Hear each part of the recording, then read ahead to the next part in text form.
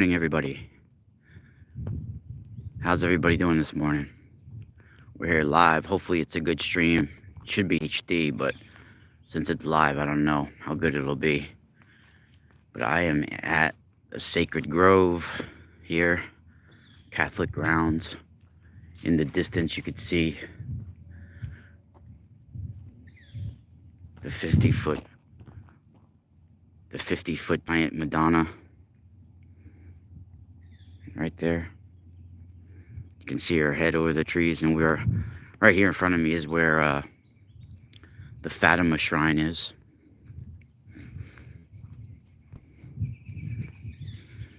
You can see the three children of three seers of Fatima here.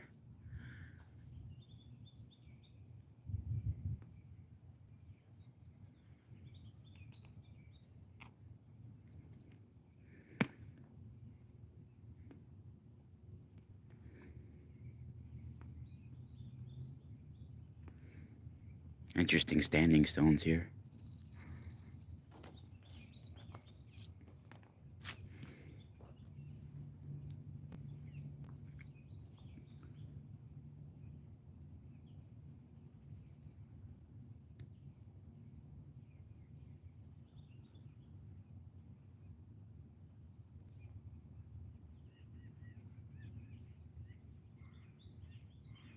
That house in the background actually is the birth house of Don Bosco. It's a replica that was made from his house in Italy.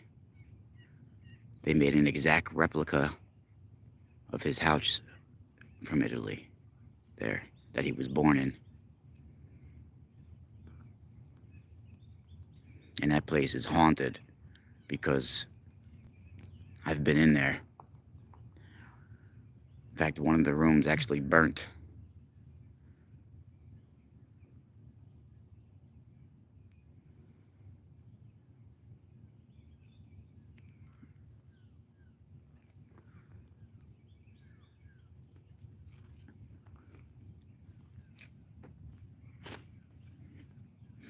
They have all sorts of, they even have a Lord's shrine here. All sorts of shrines in this, throughout the forest here.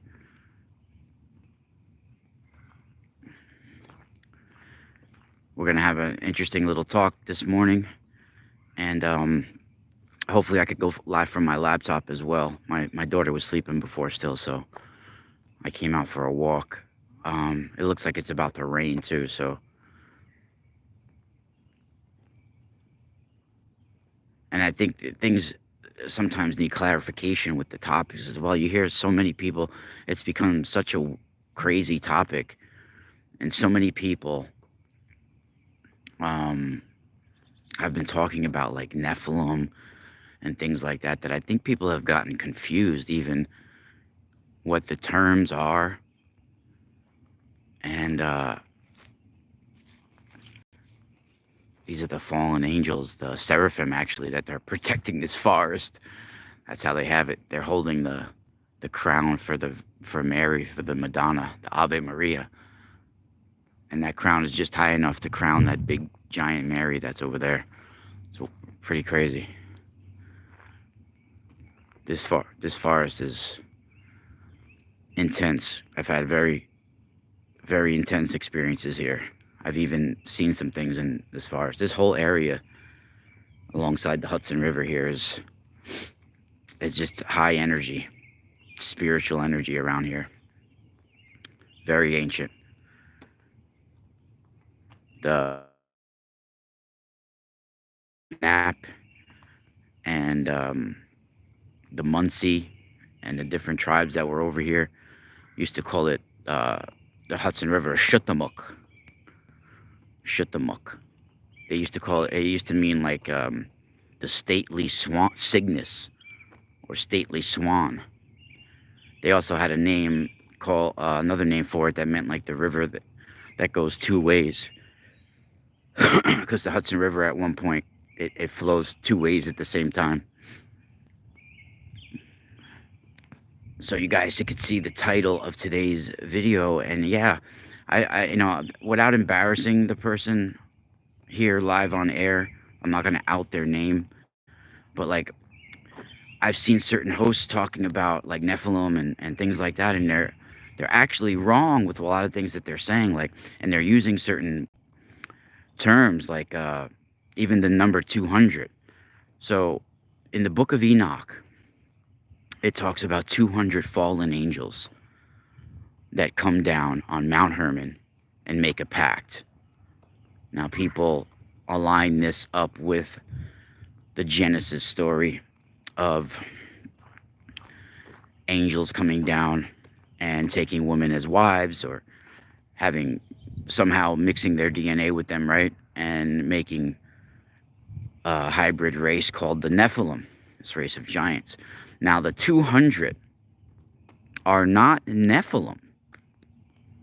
The 200 are fallen angels, or in the Bible, they use a Greek term called angelos, right? So, angelos literally translates to heavenly messenger. So, we need to first examine that word. So, and also we need to realize that when people are saying, oh, there's 200 Nephilim on the planet and only 4 are left, and things like this is ridiculous talk. Because that, first of all, the 200 number that they're getting are not Nephilim. They're fallen angels. And of course, they're talking about where they get that number 4 that are left. You know, they're talking about the 4 royal stars, the 4 royal guardians. These are some of the chief of tens, right? Some of the generals of the fallen angels that's talked about. Now, we're going to examine that for a second too, because this is not, don't think of this name as actual people. These are heavenly messengers. They're God's creations. They're God's messengers. So they would come in the form of what would look like meteors. They would come in the form of what would look like comets falling from the skies. Now, we have a confusion that we think that these comets and meteors and asteroids and meteorites and meteor showers, that they're just like rocks and gases and snow and water and that they're just random elements. No, there's much more to them. They are technology, and they even carry harmonic frequencies and vibrations and messages that are coming out of them. And they have frozen samples of bacteria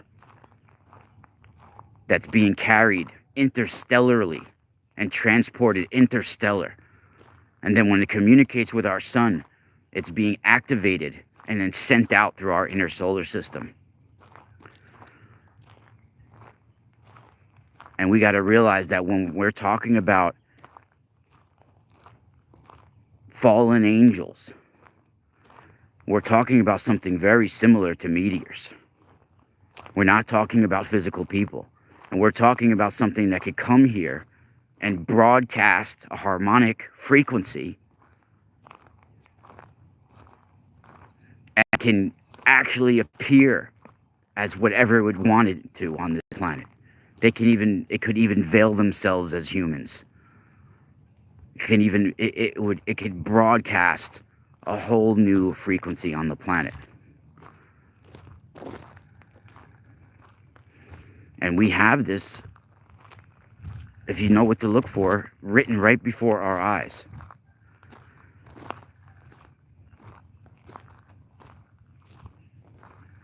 And I think actual meteors and things like this, sometimes they carry signals and all sorts of things like this. And it's quite possible that the 200 fallen ones that come down on Mount Hermon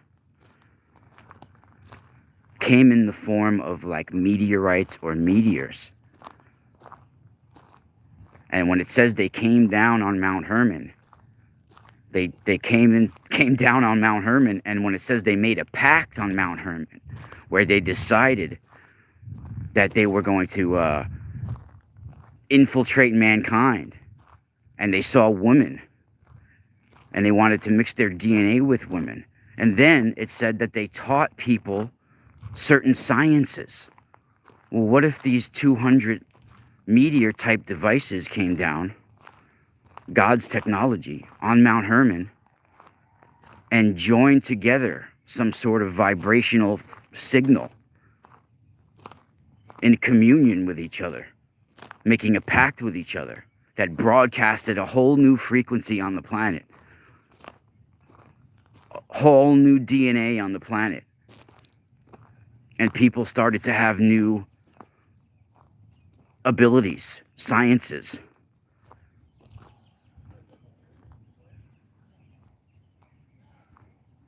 And I think these incursions happen not just on Mount Hermon. Mount Hermon, they might have happened, you know, at strategic spots all over the planet, mountaintops even. They always have 7 sacred mountains in most religions. 7 rivers, 7 mountains.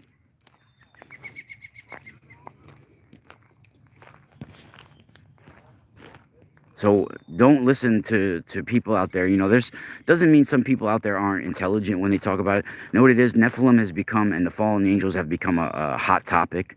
So you have people that are smart in other subjects who want to start speaking about subjects that they're not versed in. So you'll have shows like Coast to Coast AM and all these shows. They'll have guests on that they've already had on, and they want them to speak on topics that they don't know about.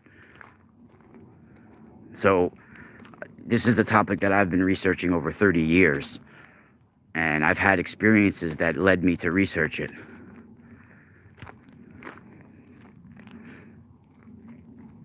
And you know, I was shown some just very, very life-changing things about my own reason for being here. Even the reason why I was born the way I was. I was born in the call with the umbilical cord still wrapped around my neck. I was shown that how I died once before. Either it was a previous life or something to do with my ancestry or my cosmic journey. It's too personal to say whether I died by my own hand or whether I was put to death or someone killed me, but it's like watching yourself swinging from a rope and then being born with the umbilical cord wrapped around your neck. You know, it's like it's very symbolic. And when you're in that cosmic egg, that cosmic womb, that is the voice of in the silence. That is the silence of space.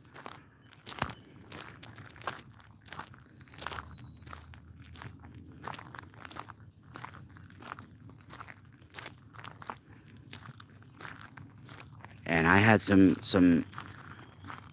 moments in my life where I had overwhelming emotions come over me, and I was shown some things about previous lives I've had. Yeah, you know what it is? You have a lot of Pied Pipers in some of these subjects. And you got people that are well-versed or so-called, like, almost like experts.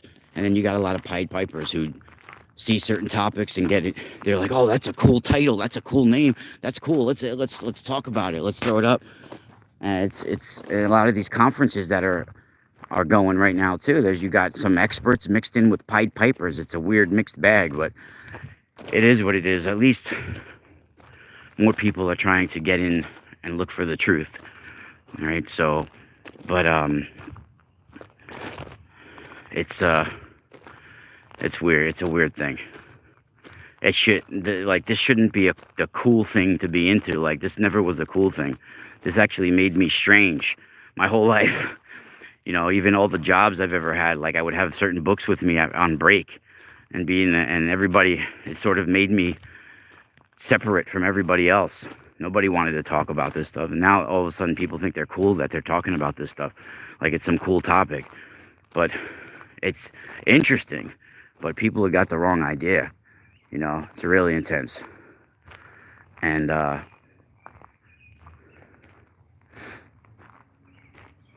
actually, we could take a little walk to one of these temples that is like a literal temple to Apollo. A Catholic altar that's like an altar to Apollo. Right here we could show you the bleeding swan. Right on the friggin' altar. feeding its young. The sun god Apollo, all of these different, there's so many stories that I've been compiling that I've been putting in my book that I'm writing as well, that have to do with the sun. And I believe comets and meteors and asteroids. Really intense. And yeah, you have these 200 fallen angels that they talk about. And like I said, don't look at them as people. They can appear, they can appear with they can maybe broadcast a certain frequency where they appear veiled as humans, even take forms. Something can take form of human. Maybe that can even happen as well. But they would appear on this planet. When they entered into our atmosphere, it would look like a meteor. It might even be, this is the way things, in my opinion, are transported through the cosmos, interstellarly. Meteors and comets and asteroids. This is the way you can even keep things frozen until it communicates with the sun. You can keep bacteria, interstellar bacteria, frozen, and they get sent out from like the Kuiper Belt and the Oort cloud and all of this, and it's a storage facility for DNA and bacteria and all sorts of things. And I think even souls are transported this way. You see, even the bird tells me. And I have historical, mythological, all of this, religious scriptures, all of that kind of evidence that I've been writing about, as well as my own experiences and own psychic information that I get during my research and during my life. So I have certain things that my body just knows is I'm on the right track. It responds the way I get things. I think we're all that way. Just some people don't know exactly what to listen to anymore. Maybe some people don't have it, that inner dialogue going on, but people don't they don't learn to listen to their own intuition and their own voice.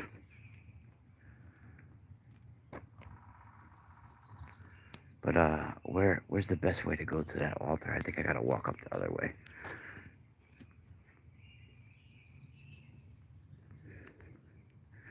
Yeah, it's interesting when we talk about these lines, because you have these bloodlines that came after the flood. Bloodlines from before catastrophes on this planet that reemerge. Like the world is like restarted again. And these are the Nephilim bloodlines. And they would be bloodlines that have fallen angelic DNA. What does that mean? DNA that came here on meteors and meteorites, asteroids, cometary, even meteor showers.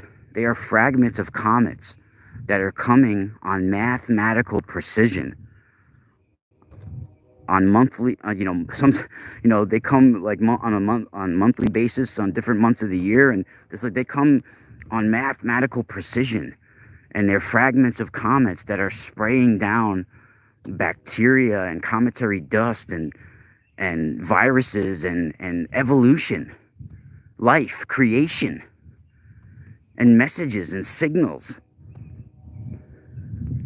This is why we get the term angel from. You realize where we get that term angel from in the Bible? Where we get it comes from the Greek word, actually. Like I said, it comes from angelos, right? So when you have this angelos term and you really break it down, angelos means a heavenly messenger in the context that it's used in the Bible. And in ancient writings, when we talk about an angel, now we've got it confused. And when you depict something with wings and it's a heavenly messenger, you're depicting that it's something that's moving through the cosmos. And it's a creation of God. It's a messenger of God. This is what comets and meteors and asteroids are. They are carrying the messages of life from God. The DNA and bacteria and virus. This is what brings life and creation and what brings life to planets. right? So think of an angel as a comet, as a meteor, as an asteroid. It's what's encased inside of it that's different, which in each celestial object. This is how things are transported through our cosmos, encased inside of these things. This is how to ensure their survival. It's how to keep them in a frozen stasis. Suspended animation inside of a cocoon, right? Inside of it's like a chrysalis. And when you get the term Christ, Christos or chrysalis, it's something re-emerging from the meteor, from the cocoon. Something carried. And when you see Christ, right, it's a term, right? But what's this? How did Christ arise, right? You have the Magi, who are Persian astrologer, psychic type people, right? We're talking about psychics that aren't just, they're like astrologers, but they're not like astrologers of today. They're astrologers that are adepts in the sacred sciences. And that would involve telepathy, deep ritual meditation, right? The elite nobility of the Vedic Nephilim bloodlines. There's 2 clans of the elite nobility. I mean, even though they're both probably a little bit bad, there's one that represents the collective consciousness of the good of humanity, which are the priesthood clans that I've talked about before. This is the Devas, or the Brahmins, right, in the Vedas. And then you have the warrior clan, right, who have the same sort of knowledge, but they're applying it different. And these would be the Asuras, or the Kshatriyas of the Vedic, right? So you got these two, and the elite nobility, these 2 different sides. The way they do combat is through ritual, prayer, meditation. But there's 2 different ways from these 2 different sides. The priesthood clans, like the Brahmin, they want to share the ritual with others for the good of mankind. But the warrior clan, the Asuras, they want to protect the ritual, use it for secret knowledge, and they want to dominate and control and gain more power over others with that knowledge. This is ultimately where you even get the origins of the franchise of Star Wars. It comes from these Vedic wars and the elite Nephilim nobility bloodlines and how they're going to apply this knowledge. All right, so this is exactly where you get these bloodline, these solar king dynasties from, that can communicate with the sun, right? Because when their DNA was brought over here on comets, meteors, asteroids, interstellar DNA that was communicated by the sun needs to open that DNA and activate it. And if you look into how it works, that's the way it works with comets, right? You'll have literal DNA and bacteria in a stasis until the sun sets it free, and then sets it into planets, sends it flying into planets. The solar wind, the solar sail will set it free, and then you have comets and meteors and all this stuff injecting cometary dust that contains evolution, virus, all of that stuff into our inner solar system.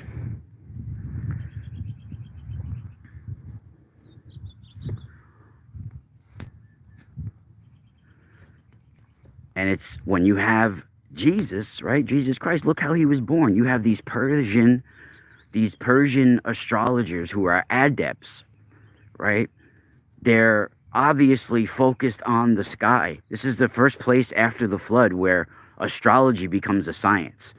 And if they're making megalithic sites, all these structures to map out the stars and be like observation things for stars, observatories for stars, right? They're not just doing it for stargazing. They're doing it because they need to know what's coming from the stars that can kill them, because it's happened before, right? So you got these adepts that are focused on the sky, these Persian mathematicians and astrologers, and they find out about a new star coming in the sky, the Magi, right? And they're saying, hey, when this new star appears, there's going to be a new sun, this Christ is coming, right? So obviously something is being carried on this new star. DNA is coming. And then you have this DNA being artificially inseminated into a woman, it seems, right? You have the heavenly messenger, Gabriel, appearing to Mary, almost in a vision or in a dream, comes to her and tells her, hey, you're gonna be pregnant. And it's us doing it to you. Even though you haven't had sex, we're putting this new DNA inside you. That's why Christ originally a lot of times was called the scarabus in ancient writings. The cocoon. The Christos, the crystallis. Even Chrysos means gold. It's very like the golden sphere of the sun. Right? So and there's very similar stories with sun, with how Apollo was born and how Jesus was born. We can get into that as well. And Jesus, of course, you know, the Hyksos were these solar dynasty kings, even conquered Egypt for a while. They had a pharaoh named Apophis, right? These were these tall white guys with black hair, right? Big, tall white dudes, right? They were some of the Mitanni chariot warriors, right? Look at this. This is a Catholic altar with the golden sun in the background with the bleeding swan. This is exactly how Apollo is depicted. Look, feeding his young from the bloody wound with the sun in the background. See the golden.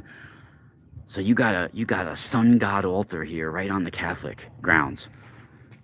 Look at this. Incredible. Just people don't know what to look for. But this is the altar of Apollo right here. The bleeding swan. Right? You look into Irish mythology as well. This is a lot of Irish Catholics around here as well. And, you know, the bleeding swan is another story that goes into their mythology as well. Like an ancient queen was a descendant of a swan, they talk about. You know, even they talk about it in the Irish, right? A lot of the Irish clans were descendants of mermaids or fallen angels type people, right? Like the McNamara clan.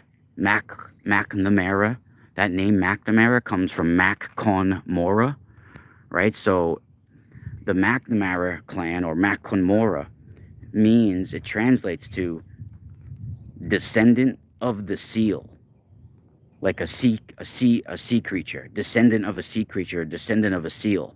And they say a lot of people that are McNamaras from Ireland, they have small arms, right? So it's like, it's pretty crazy. You could find a very old book from 1900 that I have. You can't, I'm sure you can't buy it anymore, but it's by Patrick O'Mahony. It's called Who's There? And he talks about a lot of the Irish names and the origins of some of the clans of the Irish. You have that Nephilim bloodline, of course, there, the red hair, the freckles, right? And the little people. These little people seem to be brought here to protect sacred sites. They're here to protect sacred harmonic energy lines as well. And they protect megalithic sites, for sure. And they've become some devious little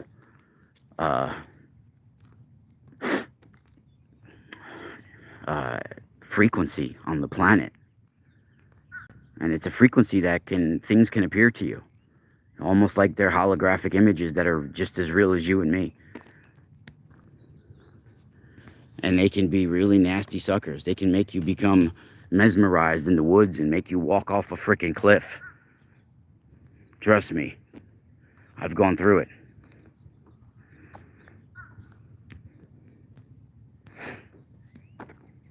They're not anything that you want to tamper with. And if you're emotionally charged up and you're sort of like at the time of twilight where the sun's just about going down and the moon's just about coming out, and you're in an emotionally charged up state, and you're alone somewhere, that's your perfect target for you to be fooled by this sort of frequency that you're broadcasting. You're luring it to you. And it's a frequency that you're broadcasting. And then all of a sudden something can happen where all of a sudden you'll be in this emotionally charged up spiritual state. And it'll be like a psychic experience, but something that looks just as real as you and me, right? All of a sudden something can happen where it'll play with who you are as a person, how you're vulnerable. So if, say, you're the kind of guy that's very protective over a girl in distress, right? All of a sudden you could be walking alone in the woods, really, maybe you broke up with your girlfriend, left you or something like that for another guy, and then you're a real protective kind of guy, and you're all stressed out about it, walking in the woods, the sun just went down, right? It's a twilight, and you're all stressed out. You're broadcasting this vibration coming out of you, and then all of a sudden you'll hear like a girl crying or something like this, right? And it'll be like something that really gets your attention, almost like it's music to your ears in a way, like you want to help her, right? And then you'll see a girl leaning against a tree or something like this in distress, and this girl will end up luring you off, and it's not a girl at all. And it might lure you off somewhere where it'll make you walk off a cliff, or it'll make you drown, pull you into the waters, or it could do a whole bunch of things. It could even pull you into another dimension and make you lose all track of time and space. Make you strip naked and wander into the woods until you get hypothermia. But you really won't be walking in the woods where someone can find you until it's too late. It's like you slip into another frequency, another layer of that forest, a superimposed in coordinate, just a different higher frequency than you're in, but you're in that same space, but just a different frequency. It's all about sound vibrations. So you'll hear something, and that sound will make something appear through your eyes like it's real just to you. Just to you. If somebody walked by, it would look like you were talking to the tree, that there wasn't something leaning against the tree. It's a frequency that only you can hear.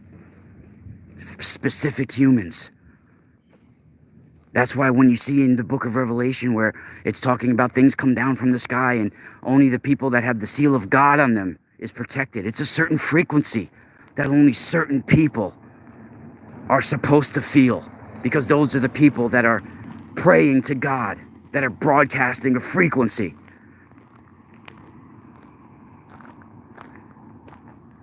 Now, this is information that most people will never even think about. But this is the way it works. It's all about sound. This is the way sound, vibration, frequencies, harmonics. This is the way stones move through the cosmos. This is the way our torus field works. Our torus system.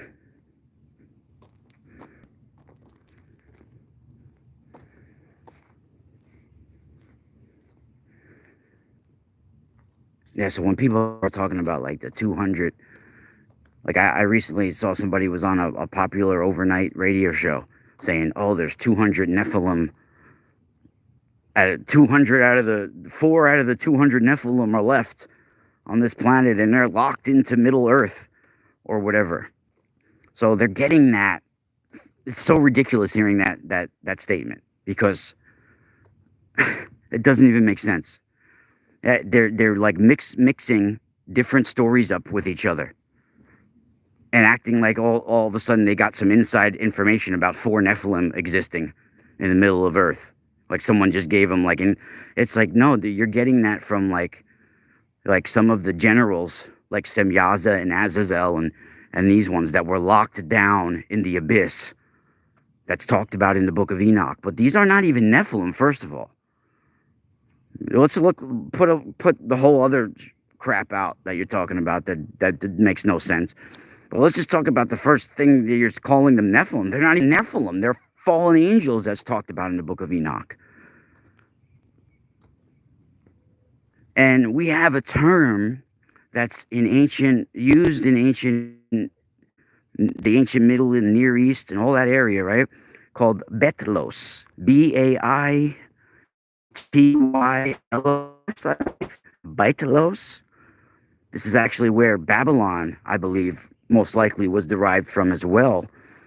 Betlos is like a sentient stone, a living stone, right? That's what it's basically translated to. Almost like a sentient meteorite in the way that it's described, right? So Betlos and Bethel is very similar because what does Bethel mean? Bethel means either gate of God, place of God, or stone of God, or stone gate of God. People tend to leave that stone part out. Even when you have Babylon, it's actually translates to stone gate of the gods. The stone gate of gods. So this is something that people have translated to be a portal type thing. Well, something that's coming, breaking our atmosphere it's like entering through a portal. And what would come like that would be a meteorite. And that's why you get them as called these sentient stones. Right? And you have one of the most famous astronomers now. One of the guys that I've interviewed before, he's a friend of mine now, Professor Chandra, one of the people I respect most in the world. He's in his 80s, in fact, and worked for many years with the late Sir Fred Hoyle.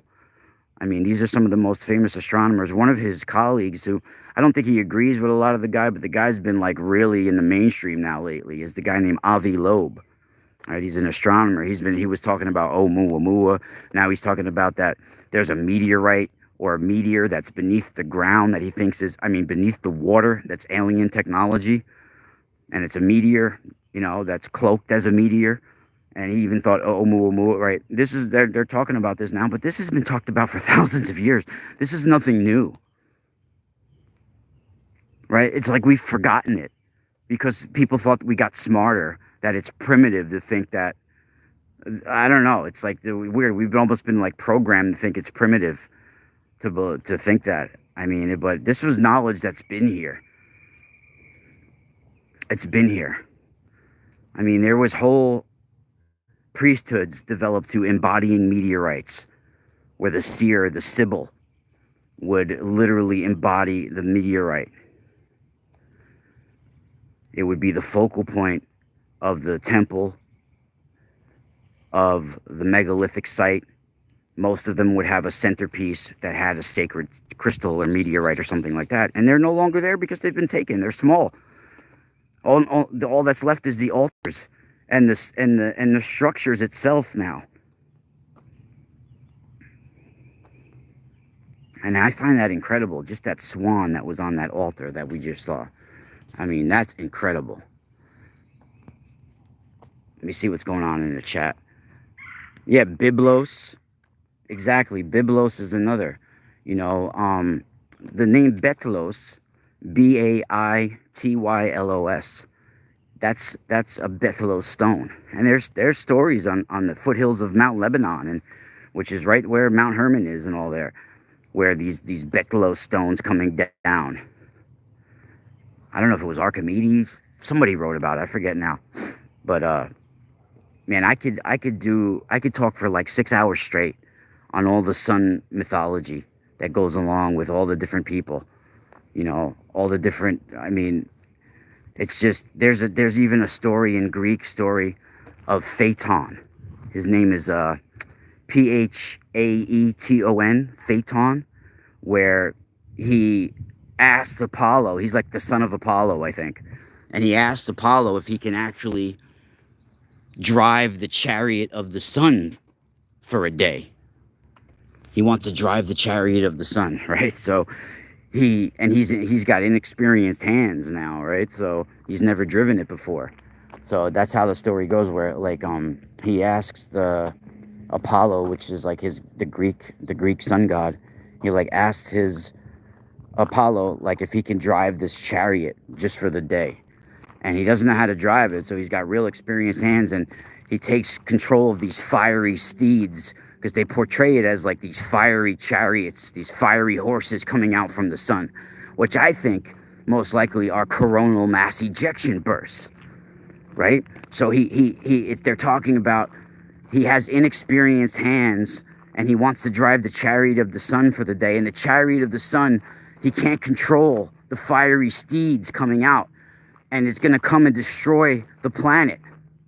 And instead, Zeus gets involved and saves the planet. And what he does is he throws a thunderbolt at Phaeton in that fiery chariot that's heading towards Earth, and he sends it into the river Eridanus, which is the constellation of the Eridanus that I've talked about before. If you guys have been following my work, where I've talked about the binary star Achenar at the bottom of the river Eridanus, and how I believe it's related to the double lions of ancient Egypt below the Sphinx.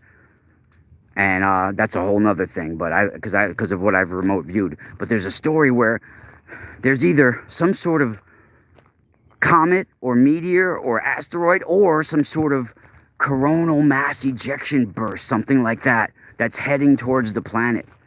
And Zeus steers it aside with a thunderbolt type device or technology and sends it in towards the river Eridanus, into the river Eridanus, which is the Eridanus constellation that's in our southern hemisphere. So that's an incredible story in itself. This is a way of keeping oral traditions and knowledge alive. If you know what to...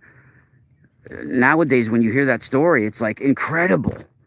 Back in the day, it sounds like a primitive story of talking about the sun moving across, the way the sun moves in the sky and everything like that. You got, the dawn, the midday sun and all that. That's how they're describing it. Things like that, but nah. And when you look at things that they talk about in ancient Egypt or in ancient writings where there's always lions always represent the sun.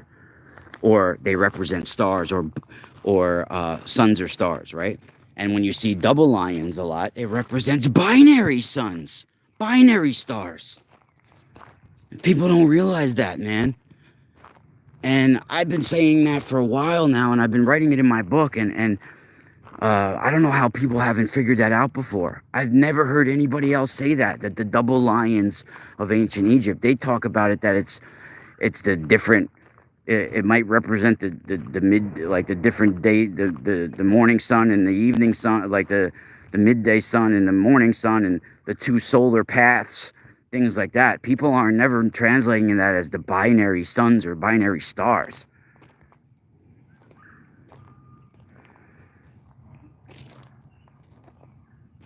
And I understand that religion has programmed people. Believe me, I believe in Jesus as well.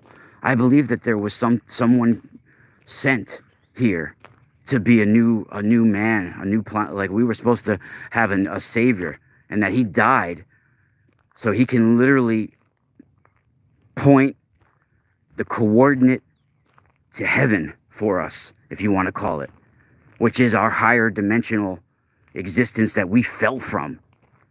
We're in a lower state of existence. We're at a lower frequency. We're in a lower coordinate of this planet than we should be. Remember I said that we could be in the same space, but at different frequencies? Well, we're at a lower frequency in the same space that we're supposed to be in. We should be at a higher frequency. And I think Jesus came from that higher frequency. He was sent here, his DNA, right? And that's sort of what's going on, I think, with that. When you think about that, when Jesus, even the Catholics believe this, right? Catholics believe that. Catholics basically believe that when Jesus died, ever since Adam, we lost the coordinate to heaven, right? And when Jesus died, he's basically pointing the Stargate to heaven, if you want to call it.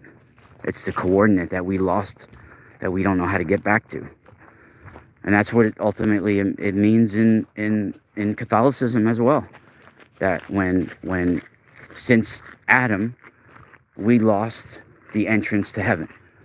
We don't know where it was. And when Jesus died, he's pointing that entrance back to heaven now. That's what he did. When he died, He went and found the entrance to the gate of heaven, and he's leading us there, right? So that's if you can look at it like a Stargate, right? We lost the coordinate to that higher dimensional existence that we fell from, and someone was here to open up that gate for us, point us to that direction. And I think Christ is just a term. I don't think it was his original name. If we're talking about a physical being, I don't think, like, there's different terms. People called Christ Michael. People called him Emmanuel, right? Yeshua.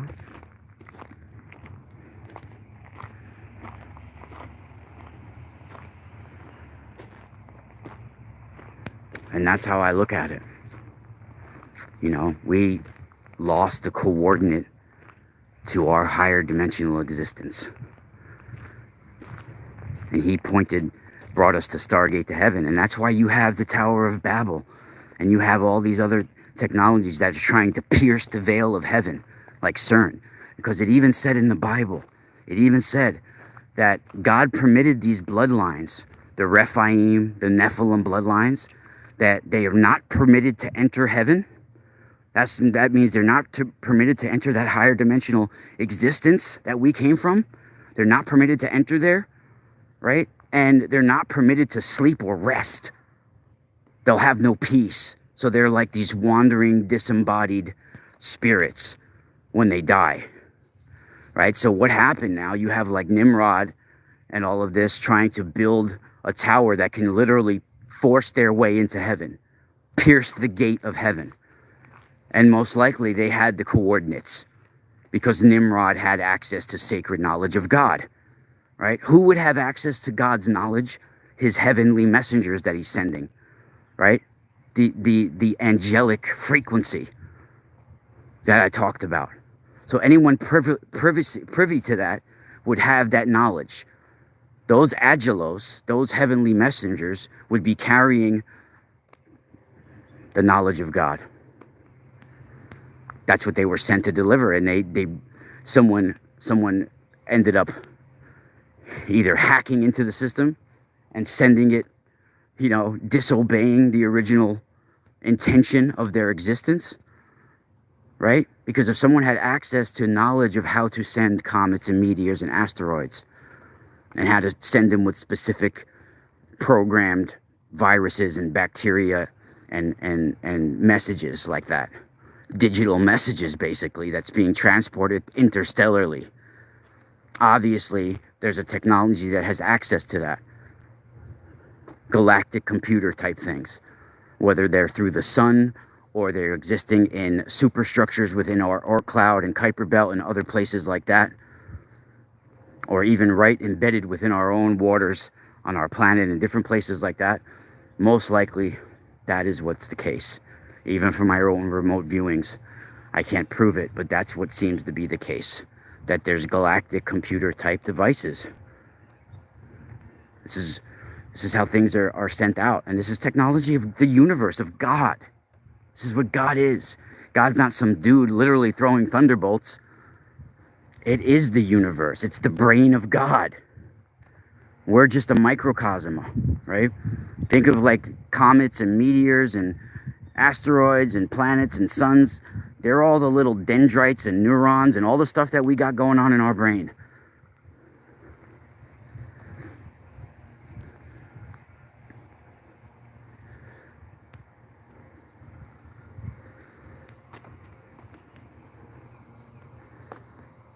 Wow, we got 11 people and 11 thumbs up.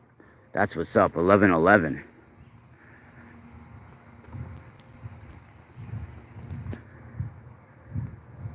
Yeah, exactly. It was stolen. White boy. Good comment, white boy. Yeah, CERN just fired up. Listen, CERN just fired up on 4/22, right? April 22nd, 2022. After like 2 or 3 years, it's been dormant. They fire up just when 5 planets are aligning and most of them in Aquarius, like a diagonal across the sky, with a comet and an asteroid.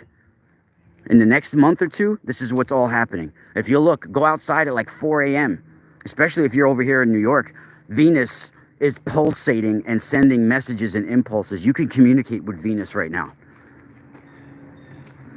Venus was once a comet, in my opinion, as well. And even Velikovsky thought that. I think it was as well. Even there's proof of it, that it was carrying DNA and of all types of aquatic creatures, right? You have in the atmosphere of DNA ammonia that shouldn't be there. Ammonia is a waste product of aquatic animals. And in the atmosphere of Venus, you have an element that's only found on our planet in the poop of penguins. Think about that. We have an element that's found only in the poop of penguins on this planet. The only other place we found this element is in the atmosphere of Venus.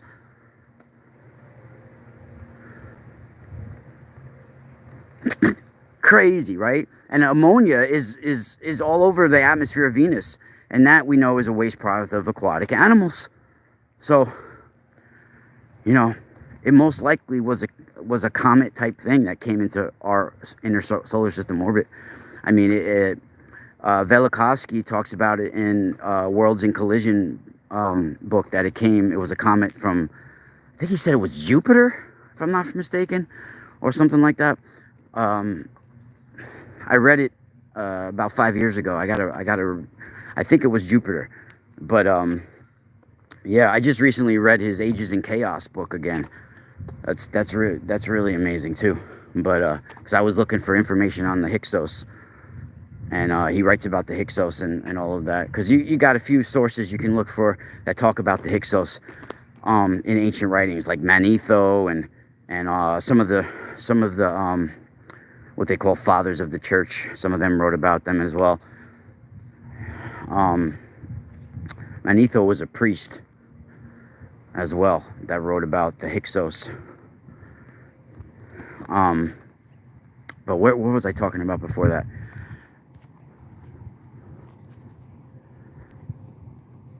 Yeah, telescope. I mean, look at, and I think another place where there's most likely going to be another future incursion of these meteorite type fallen angels, if you want to call them, is on Mount Graham. It's either happened in the past and it's going to happen again, or they know something's coming on Mount Graham.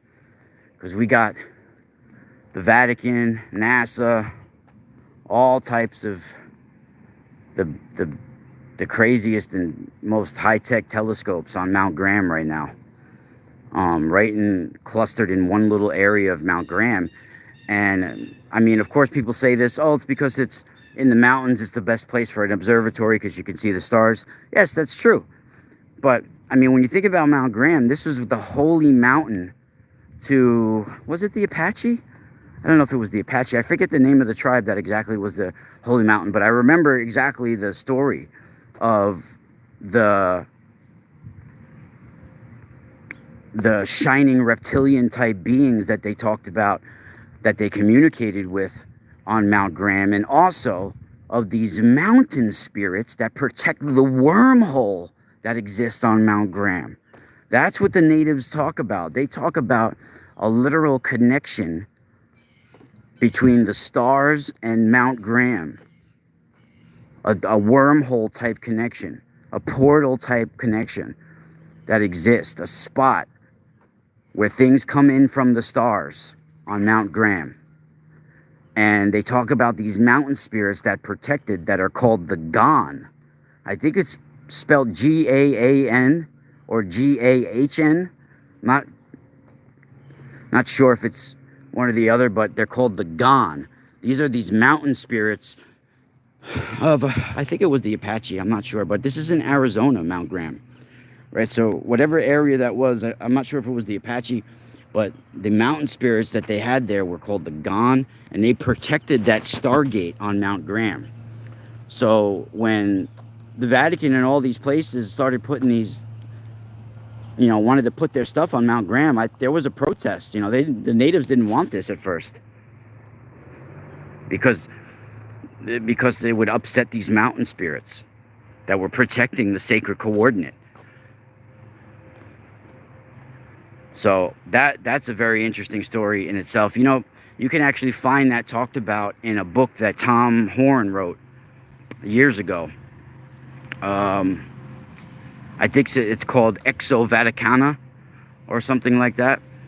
But Tom Horn wrote about it in one of his books as well. I think he had interviewed one of the Apache or one of the native tribes, one of the elders there, that talked about it as well. But that's not the only source that I've found that in. I found it in other places as well. So it wasn't just Tom Horn making it up. It's real information there. I don't agree with everything that Tom Horn says, but some of what he says is I feel I agree with. But what else we got?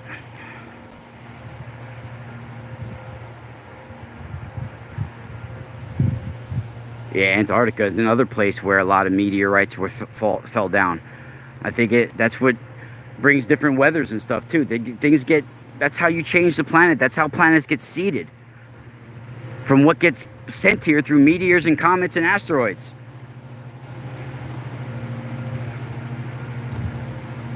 Yeah, well, that is the Watchers. What are the Watchers? The Watchers are fallen angels, angelos. And where do they come from? Ancient Persia. That's where that name comes from. The Watchers, they come from the watchtowers. The watchtowers are the eyes of the night in their watchtowers. So their watchtowers are the 4 royal stars, which are Regulus, Antares, Fomalhaut, and Aldebaran.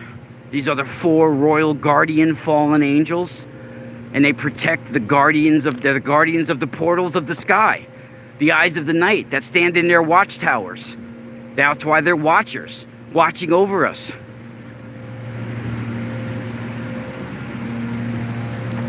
And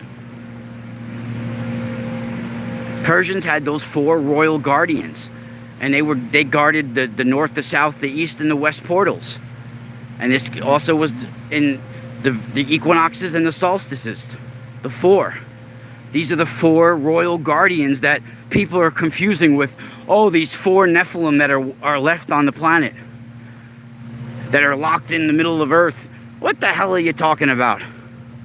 First of all, the abyss that they're talking about never said that it was in the middle of Earth.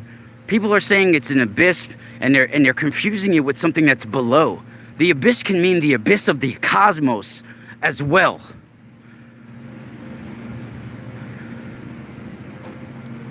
So these are 4 royal guardians of the sky, the abyss. They're fixed stars. That's why they still remain. They're fixed.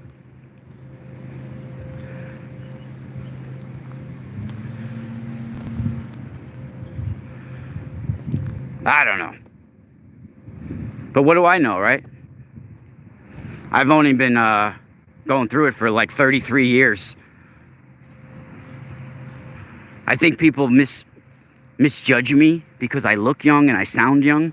But like, yo, I'm 44 years old. I'll be 44 years old in a couple of months.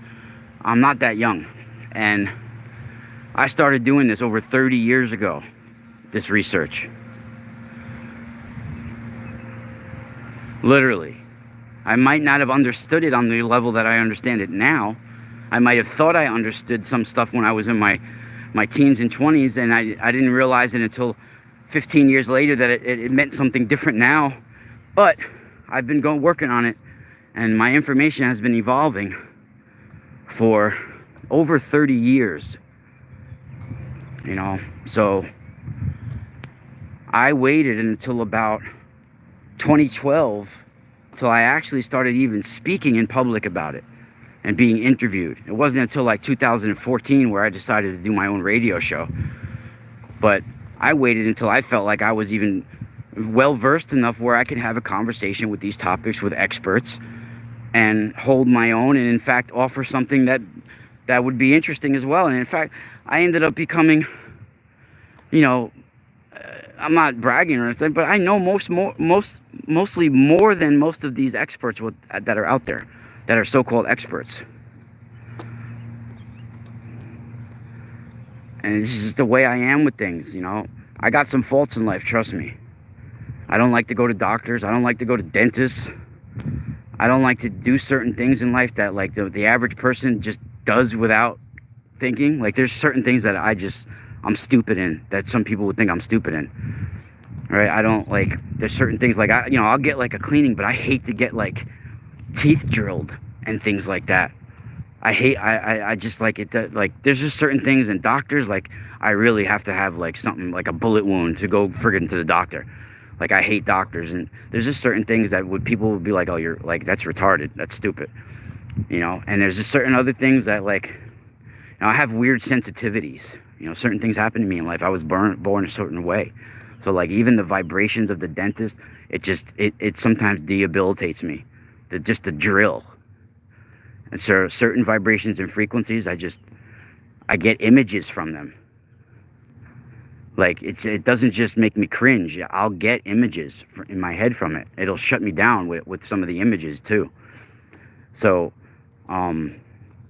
it's just certain things that but when I am into something, like anything I've ever been into, I was really good at. I have been really good at it my whole life. Like guitar. Like, I never really had guitar. I had one guy show me a few things, this guy Eugene, on guitar, like a couple of chords, but I don't know how to read music or anything like that. Like, I just taught myself. Like, I'm a songwriter. Like, soccer, I just started playing soccer. I was just good at it. Like, I didn't really even practice that much. I was on travel teams. Like, certain things, like, if I was good into it, I was just good at it. A lot of things. And that's why when it came to some of my experiences in research, that was stuff that I just couldn't be good at. Like I had to read and get knowledge about. So like I wanted something that I needed to just absorb. And when certain things got my attention in life, certain topics, I got immersed in them. And I think I get like a deeper imprint of some of it than the average person. But I think that what I might have that's a little bit more advanced in some categories, I have deficits in other categories than some other people as well. So I think it's a balance, So, because I have really poor eyesight as well, but I have like inner sight. Like I have really, really bad eyesight. I wear contacts, but like if I don't have my contacts in, I can't even see like 2 feet in front of me. But I have really strong inner sight.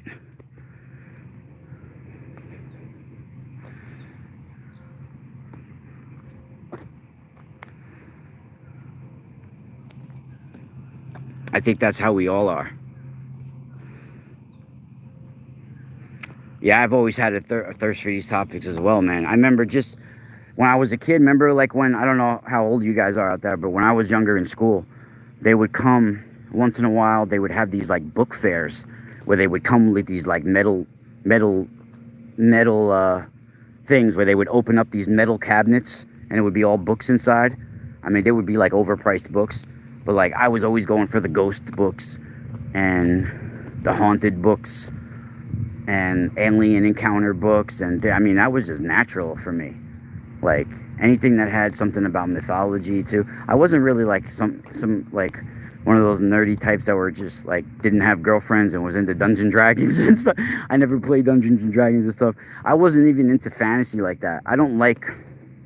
You would think I would like that kind of stuff, but I don't even like I never watched Harry Potter or any of those shows. Like, I'm not into that kind of stuff because I think it portrays it in the wrong way. It's kind of ridiculous. And who wants to see about, like, some 12-year-old kid that plays with his stick that's a friggin' snake? He's talking to his stick. His snake. I don't know. It's weird. I never was into that. I actually I'm an introvert in a way, but I was pretty popular as a kid. Like I had a lot of friends. Like I was popular with the girls. I never had a problem with that in life, right? But it was the music that I was more interested in, I think, than anything else. I think I would have been really be able to take sports to a good level as well, because I was just naturally good in sports, but it was the music that I really wanted to do. And then certain experiences that I had in life made me not want to pursue the music after certain things. So I think it was my mission to I think music is sort of a way that I can actually tap in and bring inner silence to me. It's a way, like when I'm working on creativity like that, it's a way of silencing everything else, all the problems in the world, everything that's around me. It's a way of where time just disappears. That's how you time travel right there.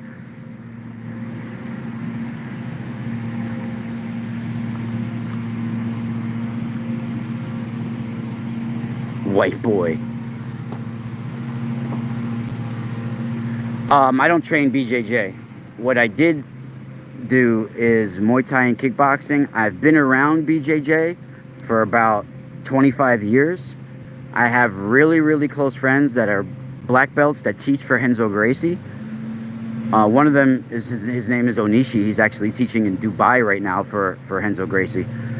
But I have like probably the equivalency of a blue belt knowledge to jiu-jitsu, but I don't have the blue belt, like a well seasoned blue belt mat time, if you want to say, in BJJ. But I was a wrestler in school. I wrestled in school and shit like that. And I did Muay Thai, kickboxing, and karate. Karate I started with in Muay Thai and kickboxing, but I had two pro fights in Muay Thai.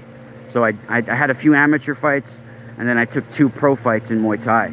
And then when I was out in California, I actually met up with a person, and I found a way, and I actually lost my friggin' birth certificate and through all this process doing it, and when I was getting my passport after it, going out there. But I actually was able to get funded to go out to Thailand, and from when I was out in California.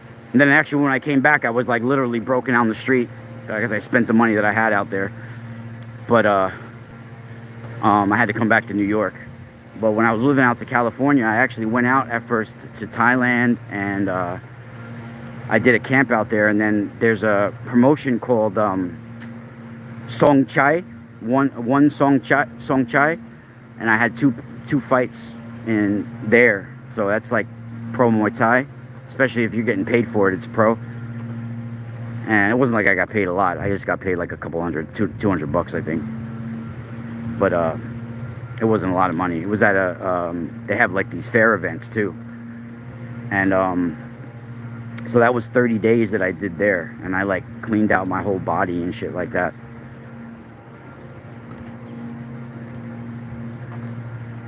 No, they don't have belts in Muay Thai.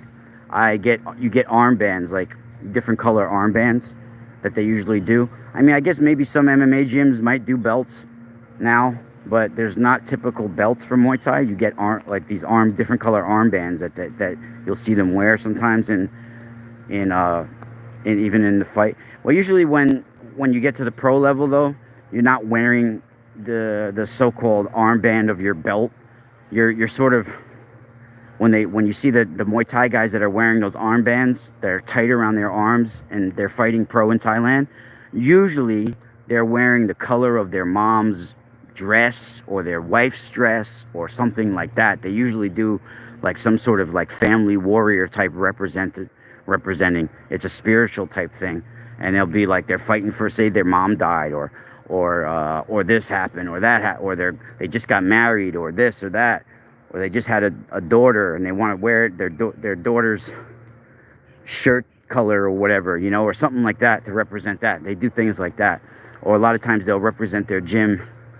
In Thailand, they take on the names of their gym. Like a fighter, they'll go live with their coach in their gym at a young age, 6, 7 years old. And they'll take on the name of that gym. Like, say the name's gym is like Boonlong or something like that. They'll be the fighters, whatever their first name is. Say there's like someday, it'll be someday Boonlong. Like all the guys in that gym, they'll take on the same last name. So it's like really intense.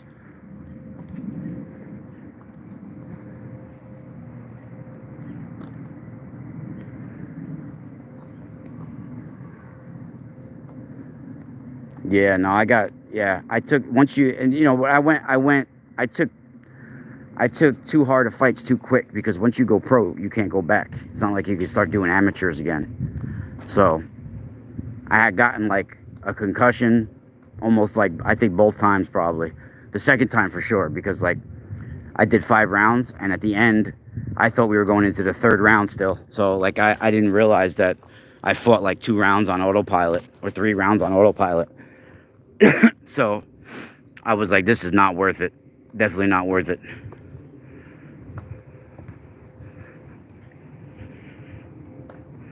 I have that just natural dog in me. I've always had that in me. Even when I played soccer, I was the roughest kid on my... I might not be the biggest. I'm like 5'8", 5'9", like 175 pounds, 180 pounds right now probably. But I was the roughest kid on my team. Like, I was the kid slide tackling people. I was the kid my coach put me in to take the best kid on the team out and things like that. Yeah, I was the roughest kid on my soccer team for sure. And I've always had that dog in me. Like, even you could go on YouTube right here. I have some, like, my old wrestling matches somewhere on there. I have like my first ever wrestling match that's on there. It was in 1990 or 1989. I have it on there. And I didn't know what I was doing yet, but I still strangled the black kid that I was wrestling. I strangled his ass, and I didn't even know what I was doing. I was able to just like put him in a bulldog choke, grab his arm and his head up in like an arm triangle almost type thing. It's a headlock, but a headlock where you got his arm trapped in at the same time. So like his arm is up against his carotid artery in his neck at the same time, locked in there, and you're holding it tight. So it's like cutting the circulation off. I had that kid yoked up like that. And he was like trying to spin out of it on the floor. You ever see like Curly from the Three Stooges when he's spinning on the floor? And he's spinning around in circles? That kid was spinning around when I had him by the neck trying to get away like that. Until I figured out how to sit back and lean into it. You could even hear my mom screaming in the background. My mom was alive back then. When my mom was still alive. She was screaming in the background. Get him, Ralphie! She was screaming. And then my coach was like trying to give me instructions how to finish it. But I pinned the dude. It sucks because like after that was my first ever wrestling match. And after that, because it was like my first time wrestling. So like I didn't even know what I was doing. But because I won and I pinned the kid like in a minute, they started putting me up against like experienced wrestlers after that. Like, so that first fight, that first match, I wrestled another kid that was sort of inexperienced. We were both new. But then my second match, they were putting me against people that were like seasoned wrestlers that were pinning people all the time because they thought I was like better than I was. So I like lost 2 in a row after my first win, and then I won another one, and it was like a mixed season, but like that they were putting me against people I shouldn't have been wrestling that first year. And then that second year I didn't even do it. I did it one other wrestling another year after that, and then I stayed with soccer. But that right after that too is when I went into the Muay Thai. I already had been playing soccer since I was 5 years old, so I already had those Muay Thai kicks. You kick with your shin in Muay Thai, so that's exactly in soccer. That's the same kind of motion you take to kick a soccer ball. So I already had those Muay Thai kicks down.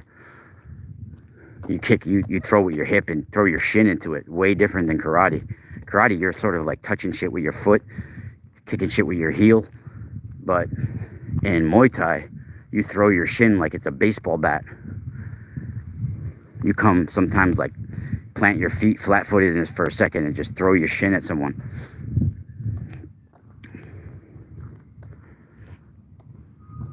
Woo! Well, we talked about a lot this morning. Yeah, it's the arm triangle.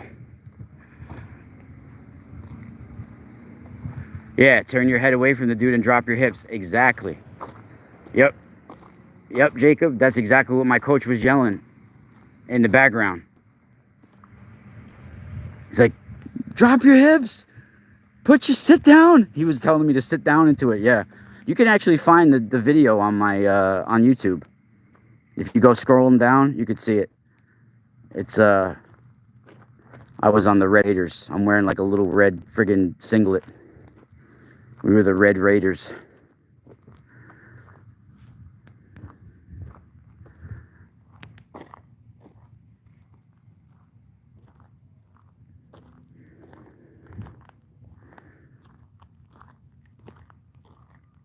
Yeah, but I never competed in BJJ, for sure. I've been at a lot of competitions. I've been to some of the Naga competitions and IBJJF competitions I've seen. And I would really like to go to friggin' what's it called? Abu Dhabi. That would be great. That would be cool. Hey, Cynthia. Yeah, also, guys, anybody who wants to make an order today on my website, I'll give them a free little piece of elite noble shungite, about an inch big each piece. They're nice, and they're 99% carbon, the highest AAA grade shungite that you can find. And shungite's very rare right now because you can't buy it from Russia anymore. So you're getting it from people that still have some stock of it outside of Russia, and it's going to be way expensive. So you can also get Spiral 5 off, 5% off. There's some things that I might not ever be able to get again. I also have some Cosmic Egg shungite amulets that are really amazing. I have some of them still available up. I have a couple others I still got to post and put up because I'm making them in packages with frequency clusters and grounding stones. So it's really worth it, those packages. They're $88 packages, and they come with a shungite amulet that you wear, amulet that you could wear. It comes with a nice little quartz. Actually, it's pretty big. It's a couple of ounces. It's a Lemurian quartz frequency cluster. Comes with grounding stones. So, and that's shipping is free as long as you're in the United States. And I always send free gifts with every order. I always make sure I have some stock to give out to people. So I always try, and you guys can attest, the more frequent of a customer you are, the bigger and better and more stuff you get. So somebody might buy from me once, they'll get a few little items or something, but the more you get from me, the more you get. Trust me, I have a few people out there, I don't want to name names, that come to me a lot that I really give nice stuff to sometimes, and stuff that I don't have, I don't sell on my website, stuff that it's rare, that I only have one of or something like that. So I always make sure I try to help people out and bless them with some things. Sometimes I get a feeling with certain people that this is what I should give them. And sometimes I only could give what I got available too. So I just got some amethyst in that I've been giving out to people as well. They're like semi little tumbled pieces.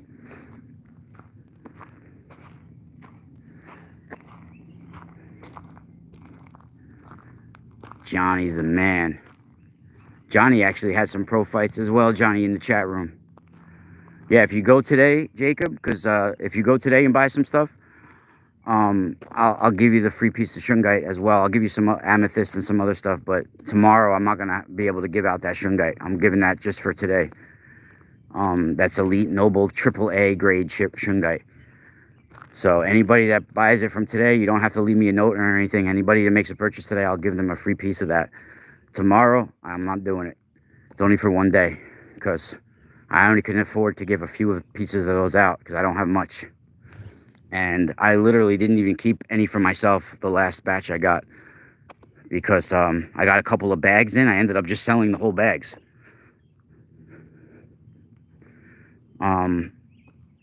So I think Johnny got one of them, and I actually got different grades of shungite. So all shungite is not created equal. Remember that. You got different levels of carbon in shungite, and you got different grades of shungite, and you got different grades of each kind of shungite. So I got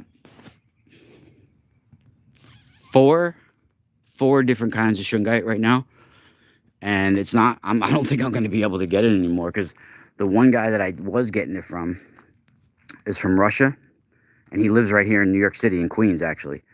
And he can't get it. He can't get no more anymore. Like he just went to Russia and he couldn't ship any, and he was going to try to bring some back with him. And then he, like, the stuff that he did send me last time, he had to go to Kiev to ship it. So and I have some that the stuff that he just sent me not too long ago. It's still on. It's not going to arrive till like mid-May from Kiev, and that's only a little bit that I got. Like, it's not much. That's the last of what I got coming. So right now I have some shungite polished, what I call the cosmic. They're cut in the shape of like a cosmic egg.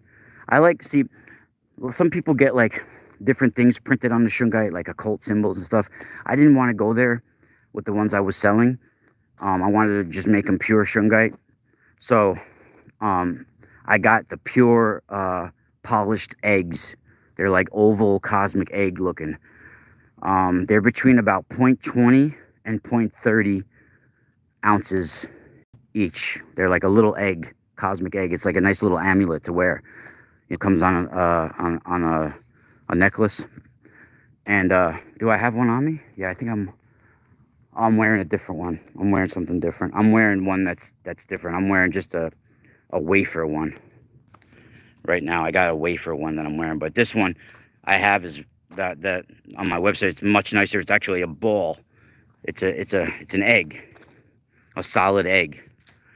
So it's a polished one. So I have the polished kind of shungite, then I have the chalky kind of shungite, which is not as much carbon as the Elite Noble shungite, but I got a high grade of the chalky kind, and that's good for like sculpting, or if you want to make like a potpourri amulet of it, where you like break some of it up and put it with other herbs and things like that, and different things. Or you can use it because that one, if you just touch it, you'll get black on your hands. Like, so you got to use it for different stuff.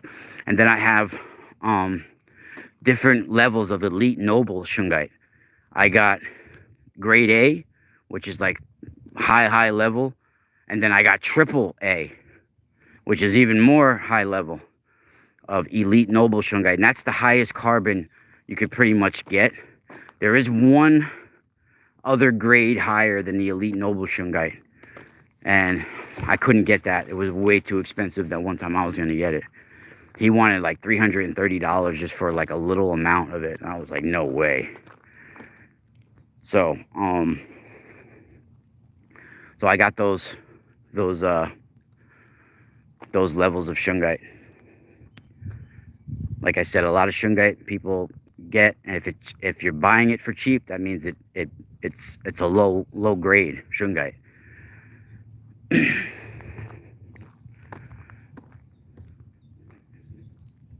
I think some shungite can have really like low levels of carbon in it, and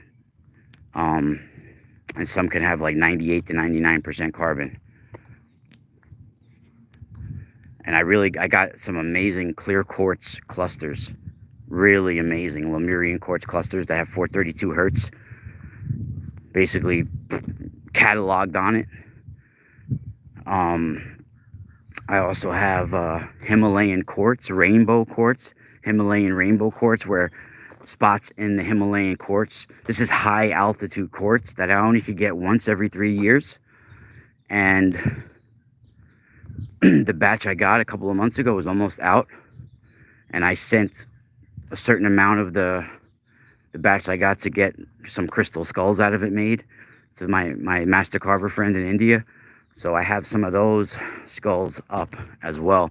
One of them is really nice, that I have up there, that was charged with some of my crystal skulls and at a sacred site. So that one is a little bit more expensive. But if you don't want crystal skulls that have anything to do with being charged with my skull or any other skulls, just plain old skulls that are untouched, I got those too. It depends on people's preference.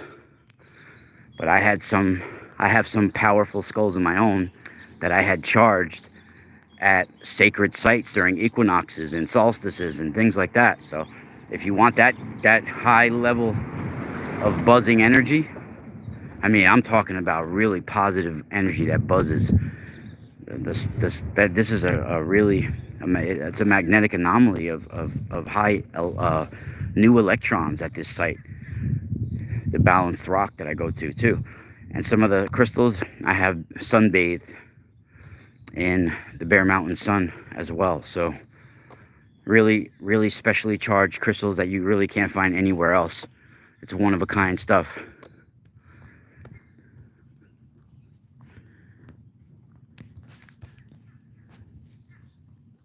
And also my copper harmonizers can, like, they help with everything in the house. The frequency, they pull bad bacterias out, bad vibes, bad frequencies. They protect from EMF. They can even help with if bad smells are around. And this is not just a woo-woo type thing. It's science. It's physics behind it all. They're devices. They're copper devices. It's technology. Wow, the crows are going.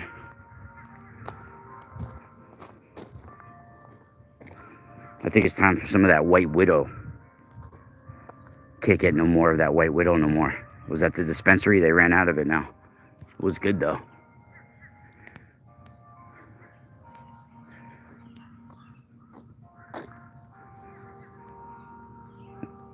Chat server? What's that mean?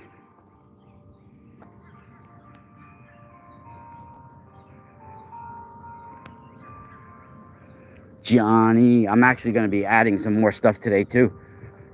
I have a lot of stuff up there, but I have a few more frequency clusters I'm going to be adding today.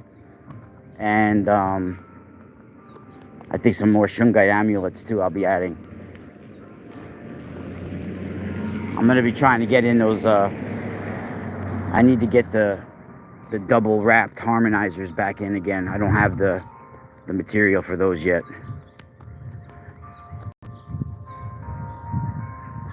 And I'm in the process of actually making some pendants as well, where they're different than my regular tensor tools.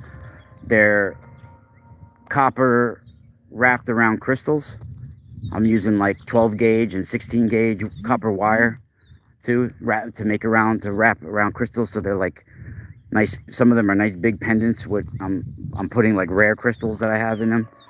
So those will soon be available as well. I'm just trying to find the right wrap design I want to do. I was making sort of like a pyramid sort of design that was going around it, but as I was going down, it was getting more like a disfigured slinky. So I gotta figure out a better design for the cage one. But you guys could do those yourself as well. You don't have to, because you're not twisting the copper with those. You're just twisting it around the crystal, not the copper itself. So like you just need to get some of those flush cut wire snippers. Flush cut they're called. If you don't know like what that is, just look it up. Flush cut wire snippers. So it's cut it on both, because you need to cut it on both sides flush. Because with the copper, when you cut it, it's going to be sharp on the side, on the one side. You need that, and you need to get like this is cheaper than getting the copper that I use for the twisted copper. Way cheaper. Not way cheaper, but like this copper you could buy in like rolls, little smaller rolls of it is what I mean. They come packaged in the store, and you could get like a small like $10-12 roll for those ones. But other copper that I use is very expensive. But it's high grade copper. But the copper wire that I'm talking about is different. This is copper wire that I'm talking about, and you could get a spool of it. They actually just went up in price. You used to be able to get a nice little spool of it. A 6 to 12 gauge is way more expensive. The way it works with copper is as you go down in gauge, like 14 gauge is bigger than 16 gauge. 12 gauge is bigger than 14 gauge, and so on. You know what I mean? So like 12 gauge is a lot more expensive than 16 gauge because it's way thicker and bigger. It's a lot more copper. So you could get 16 gauge copper. It's way less expensive than the 12 gauge that I was using. 12 gauge is going to cost you money. 16 gauge you can get. I mean, you used to be able to get a roll from like $8 or $9. Now it went up. I don't know what it is now, but I still had a couple of rolls. I have like 3 or 4 rolls still that I bought. I bought them bulk at one time, and I got them for $7 a roll, $8 a roll for the copper wire ones. Now I looked the other day to buy it. It was like $12 for the roll plus shipping. And then you can make a couple of like 2 or 3. It depends how many you're making out of that, but you can make a couple of nice pendants from that little roll. And then I'm gonna do like a sacred charge with the crystal and make it a very rare crystal, so it'll be a really, really nice piece.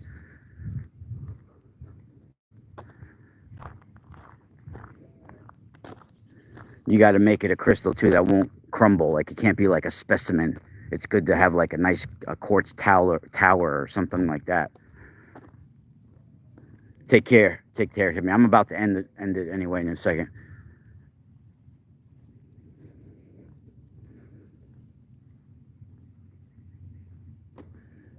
Yeah, I have a big ball of shungite that's not the elite noble. It's like a polished ball that we have on a crystal ball stand. I have that. I have some necklaces.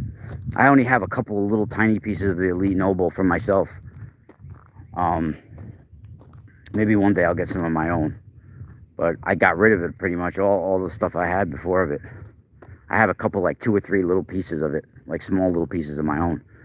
Johnny got more elite noble than I do right now of my own, at least. I mean, I have some stock that I'm selling, of course, but that's really good to infuse water with as well.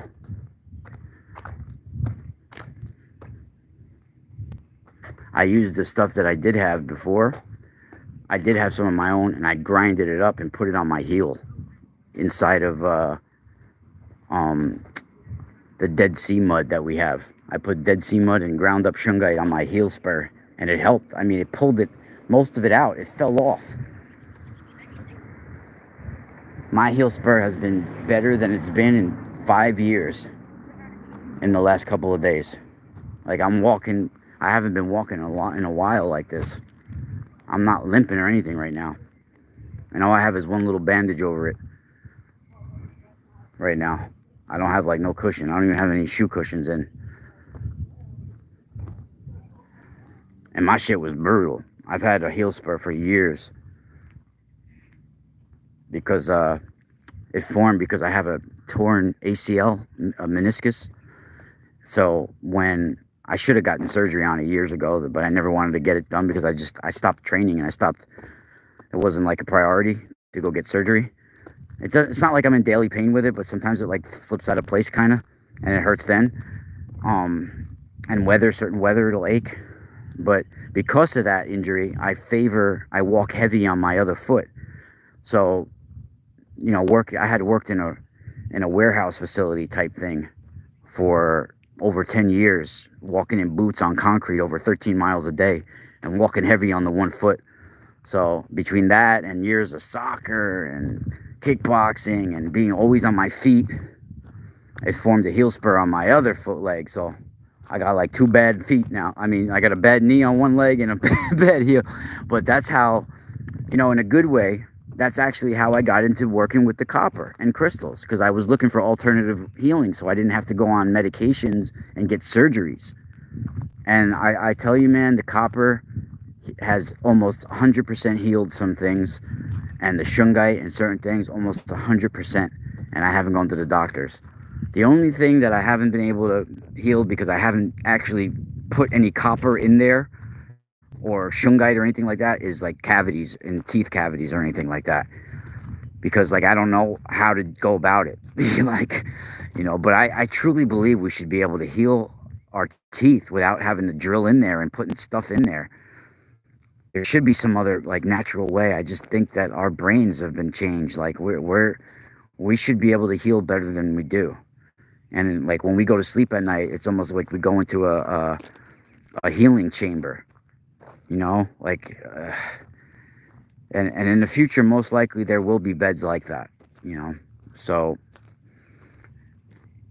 there'll be like these sound chambers that just balance your cells and regenerate shit in your body through sound vibrational energies.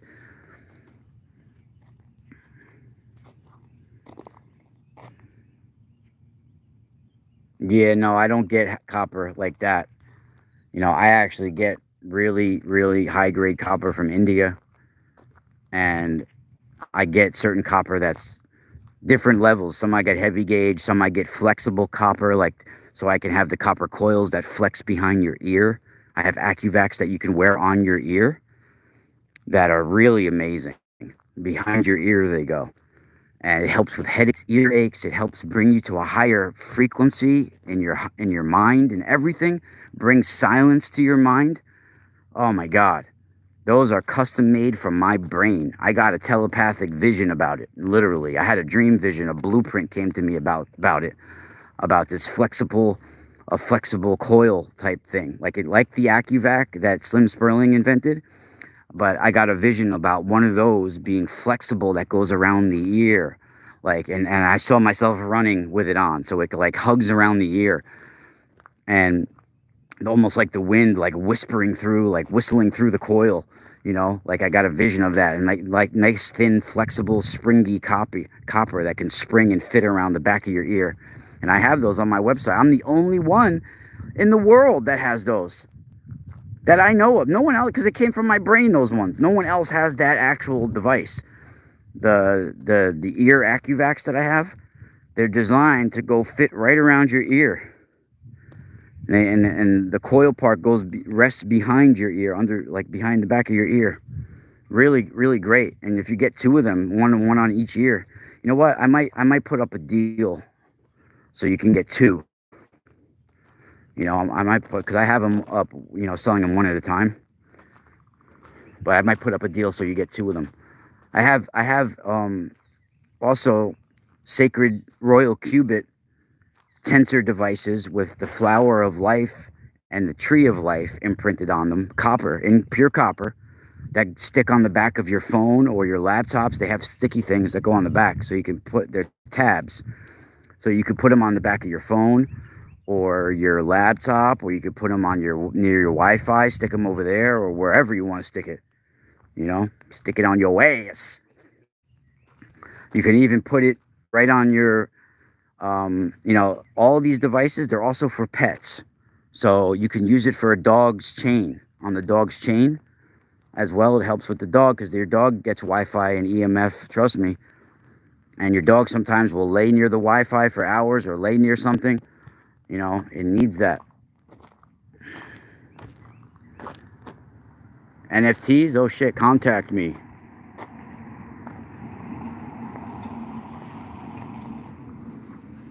Yeah, Jacob, I do need help with a lot of things, actually, because I'm like not that great with computers. I don't know crap about them. I just got a new laptop. I don't even know how to use it. You know what? Because I don't like to sit down at computers and navigate. I get anxiety from computers. They give me anxiety. Just holding this phone drives me insane. But I have adapted to it over the year. I didn't get a computer till 2012, pretty much. I tried for a long time, not giving in. Yeah, of course I got orgone. That's actually how when I'm packaging and making the copper and the crystals and everything that I do, I have orgone powered orgone pyramids with frequency generators at 432 hertz going. And that's why I say the crystals all have pretty much have some 432 hertz catalog within them, most of them, just from packaging, because I usually have that kind of frequency on in the room with a frequency generator anyway, just that vibe, that 432 hertz. So, and I got Shungite orgone pyramids, powered Nubian pyramids, powered Giza pyramids that are orgone pyramids. I got a whole room of protection because, we don't have a lot of space where I live, so we got the Wi-Fi near us and all that shit. So I got like a whole bubble of protection around our personal space. Yeah, there's a tower. There's two towers that are not far from where we live as well. They're probably a couple 100 yards, but it's scary, those friggin' towers. They're everywhere. That's why, you know, I keep all my, most of my crystals I have actually at my dad's house stored in Tupperwares that I sell. I have, of course, my own personal stock, but I have my office that I work at and then I package everything, and then I got a place where we live, and, you know, they're about a mile away from each other. So I do all my packaging and my stock at one place where I have a whole room. Just, you know, it's my old bedroom at my dad's house, basically, that I have my stock in. So nobody touches it. There's no Wi-Fi in there. There's no nothing bothering it. It's just stashed away in Tupperwares. And they're just like the day I got them. So that's where I package everything and get everything ready.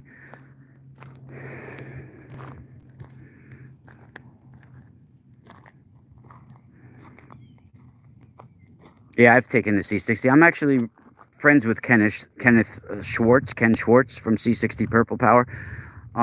He offered me to be affiliate. I just haven't done it yet. But it's not, Purple Power's not bad. I know it's a little pricey, the C60 Purple Power, because, I mean, I understand why it's pricey, because it costs a lot to make that kind of stuff. I mean, the elements and everything. But, you know, Misaki, my friend Misaki tried to make his own. He, like, wasted $500, I think, making it, too, because the batch didn't, it wasn't that strong, he said. So, C60, if you take it every day, it will have great effects for you. But like I said, it's a little pricey. And in my opinion, the infused shungite water is way stronger. So you can actually go cheaper with the shungite water.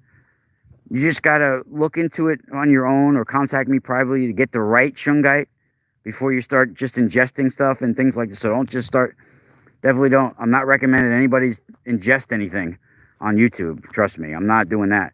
But you can infuse water with shungite. You know, you can look online how to do it as well. Certain levels of shungite. I say for my own, that's way better than the actual C60. But if you take C60 every day, it's not going to hurt you. It's going to help you.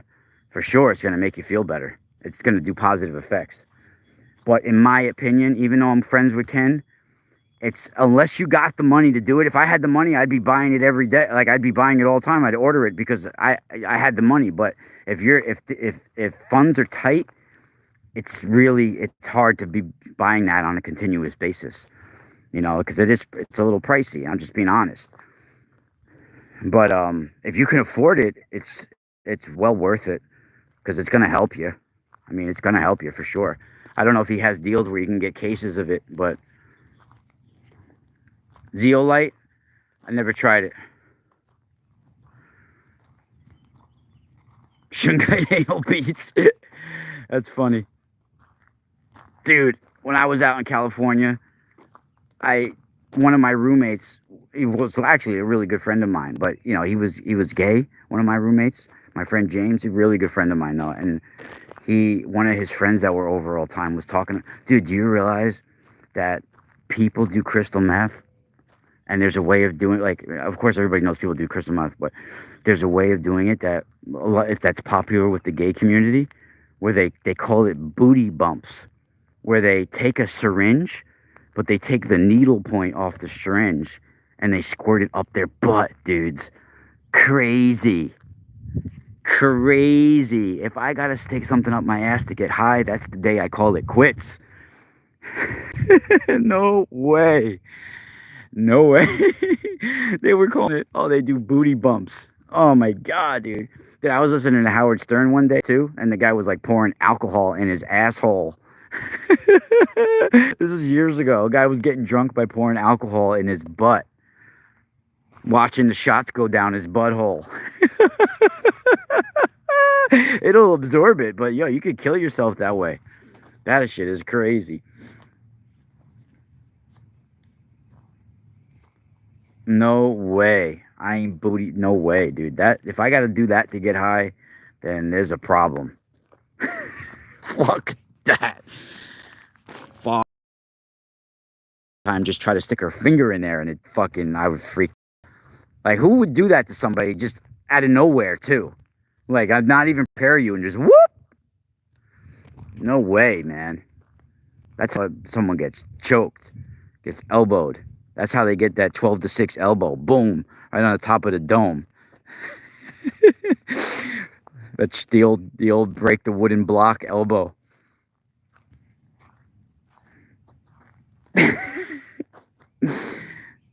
Yeah, nah, fuck that. Well, that's crazy. Just injecting speed alone, you feel it in your nuts. Speed, if someone mainline speed like shoots it up, you cough in your balls. You feel a rush in your nuts. I'm not gonna say if I know it by personal experience or not. I'm pleading the fifth with that. But I can tell you, over 20 years ago now, I was around a lot in my life. You feel it in your nuts. Crazy. And then when you walk outside, everything on the road, everything you see is all shiny. You see all the little shiny glass particles that are on the road, like shattered glass and everything that's everywhere. And it looks like you're walking in a friggin' wonderland of shiny things. You see everything sparkling in the world. Intense.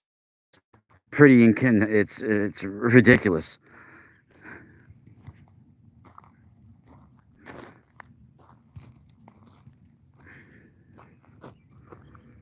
Man, we've been on a long time. This has been a long, I haven't done this in a long time. The fifth.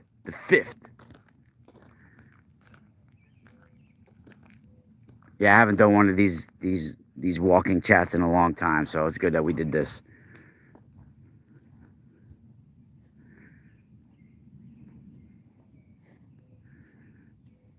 Clicking so hard you break their finger, right? Yeah, that's crazy. I mean, even a tongue I wouldn't want without someone telling me in there. If a girl's down, like I wouldn't even want that without you telling me. Like, let me know first. Jesus Christ. No doubt, white boy. All right, everybody. We'll call it a day for now, but I'm gonna probably be going live anyway from the laptop later. I recently did a really amazing show on my Patreon. So if people support there, you can join for as low as $2 a month. If you guys are on my YouTube and you like my info, guys, please support me on Patreon. I mean, I'm trying to build my Patreon. In fact, I put info on there that I don't put on YouTube or anywhere else. I put actually the info from my book that I'm working on Patreon, So people that want to be there, they pay for the content. It's very cheap to join, but there's different levels you can join at. And in fact, that's beneficial because if you want them, if you've been a higher level, you could contact me and I'll do readings. I'm a little backed up with readings right now. I have like 4 or 5 people that I still have to get to with the readings. I do like some readings for people. I send them free items if they want. They just got to send me their address. So there's certain things that even I have a meditation type class or where I give techniques that I recorded that people have access to on my Patreon. If they contact me, if they want it, I will send it to them. There's certain perks that you can get on Patreon that you can't get anywhere else. And in fact, I put information on there on almost a daily basis that you can't find anywhere else in the world in one place. Really unique channels that I have with the unique sort of information that I offer. And I really feel like my Patreon should be built up a lot bigger. And if I built it up, I can actually have better equipment. I can offer better content and more well-produced content. I can actually go to different places and travel more to places. And we can make this I can make this a bigger thing. There's no reason why I couldn't establish something like Leak Project is as well. In fact, I'll actually be doing a weekly show on Leak Project starting soon. And, there isn't any reason why I shouldn't build. I have just as much info, if not more info, than pretty much any other channel I've ever seen. So please support it. That's patreon.com/themysticalspiral. And for my products, of course, it's themysticalspiralstore.com. I also have themysticalspiral.com if you want free info. I'm actually revamping that website right now. I've been working on it privately on the side. I'm making it like a whole new platform. So the old site's still up, but at the same time in private. I've been making it a new site, so I'm going to publish that soon within the next few days. That's free info on that site, and of course there's a link to my store on that site as well. And if you want to go just to my store, it's themysticalspiralstore.com, www.themysticalspiralstore.com, and my free info is just themysticalspiral.com. And I'm also on Truth Frequency Radio every Saturday night, 7 to 9 Eastern, 4 to 6 Pacific. And that's at tfrlive.com/Eye of Ra. You guys can join the chat room too every week. It's tfrlive.com/chat. That's on TFR. TFR was having some technical difficulties the last few weeks. This last Saturday, I wasn't able to connect to the station at all. It wasn't recording me. It wasn't getting the feed. I was going, because we broadcast on TuneIn, TalkStream Live, I don't know. There's some other ones too. iHeartRadio. There's a lot of places that my radio show broadcasts besides Truth Frequency Radio. And we were coming in on the other feeds, but I wasn't broadcasting on TFR, and my archive wasn't recording at all either. So hopefully by next week, TFR will be ready, because this week we had some technical difficulties. But I'll be on Leak Project the next time on April 28th, I think, is the next time I'll be on Leak Project. And I also appeared on the Richard C. Hoagland show not too long ago. You guys can check the archives on the other side of midnight to find me. I think he has me as my real name, Ralph Anthony Castaldo, or Raffaele Antonio Castaldo. I don't know how he has it listed on there. But you guys can find me on the other side of midnight on there as well. And of course, right here on YouTube, I have a new channel called Sacred Taurus Copper and Crystals. That's Taurus, Taurus. So please support that as well. And like always, we say spiral out.